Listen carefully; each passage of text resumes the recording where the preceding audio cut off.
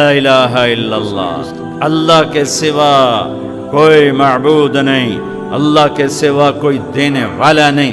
इज्जत चाहे मिलेगी अल्लाह के दरबार से, जिंदगी मिलेगी अल्लाह के दरबार, औलाद मिलेगी अल्लाह के दरबार से। इसलिए तो मेरा अल्लाह एक जगह गिला करता है, मुझे छोड़ के औरों के पास क्यों जाते हो? क्या मेरे खजाने कम हो गए? अम्मन खलक़स समावाति वल अर्द, किसने जमीन आसमान बनाए? व अंज़ल लकुम मिनस समाए मा, किसने पानी को बरसाया? फ़अंबतना बिही हदाइक़ ज़ात बहजा, कौन खूबसूरत बागात फल फूल गल्ले लाया? मा कान लकुम अन तुंबितू शजरहा, एक दरख्त पैदा करके दिखा दो, एक पत्ता पैदा करके दिखा दो, एक तिनका बना के दिखा दो, एक दाना बना के दिखा दो।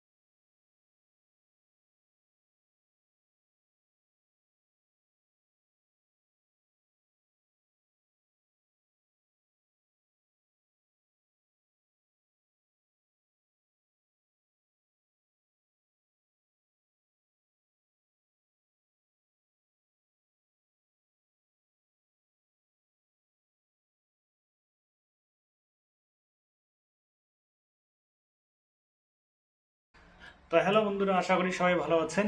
আজকে আবারও আসলাম আপনাদের সামনে এসআইএর নিয়ে দুই চারটে কথা আলোচনা করব বলে। সেটা হলো, আজকে আমাদের বুথের হেয়ারিং ছিল এবং আমাদের পাশের দুইটা বুথের ছিল, তিনটা বুথের একসঙ্গে। তো এই অভিজ্ঞতাটাই আপনাদেরকে শেয়ার করব যে হেয়ারিংয়ে কীভাবে কাজ হচ্ছে। প্রথমত কথা হলো যে 50-55 জন লোকের হেয়ারিং ছিল, কিন্তু ভেতরে এইভাবে কাজ হচ্ছে যেন সিনেমা হলে টিকিট চেক হচ্ছে। তো কিছু সংখ্যক লোকের নাম বাদ যাবে, সেটা হলো ইয়ারোর এই ভুলভাল আপলোডের কারণে। কিছু সংখ্যক লোকের নাম বাদ যাবে, সেটা হলো ঠিক মতো ডকুমেন্ট শো না করার কারণে। যেমন কিছু সংখ্যক লোক ডকুমেন্ট হিসাবে প্যান কার্ড দেখাচ্ছে, কিন্তু প্যান কার্ডের ছবিই নেই। এসব ভুলভাল ডকুমেন্ট দিবেন না। দ্বিতীয়ত কথা হলো যে কিছু সংখ্যক লোক দেখেন ভয়ে ওখানে আতঙ্কে কাঁপতেছে, দেখাতে চাচ্ছে একটা, কিন্তু হাত থেকে বের হচ্ছে আরেকটা। তো এই কারণে কিছু সংখ্যক লোকের নাম বাদ যাবে। আর ওখানে মেন যেটা আমি দেখলাম সেটা হলো যে দেখেন কোন কোন লোকগুলোকে ডাকা হয়েছে হেয়ারিংয়ে। সেটা হলো যারা বাবার দিয়ে করেছে। অনেক লোক আছে আসাম থেকে বা বিহার থেকে আমাদের বাংলায় বিয়ে হয়েছে, কিন্তু আসামে 2002-এর ভোটার লিস্টে মানে নাম নেই, আর বিহারেও নেই। তো এর কারণে তাদের হেয়ারিং একদম নিশ্চিন্তে হবে যারা আসাম থেকে আসছেন এবং বিহার থেকে আসছেন। দ্বিতীয়ত মনে করুন যে যাদের বাবা এবং ছেলের মধ্যে 15 কম আছে বয়স ডিফারেন্স, তাদের হেয়ারিং একদম নিশ্চিন্তে হবে।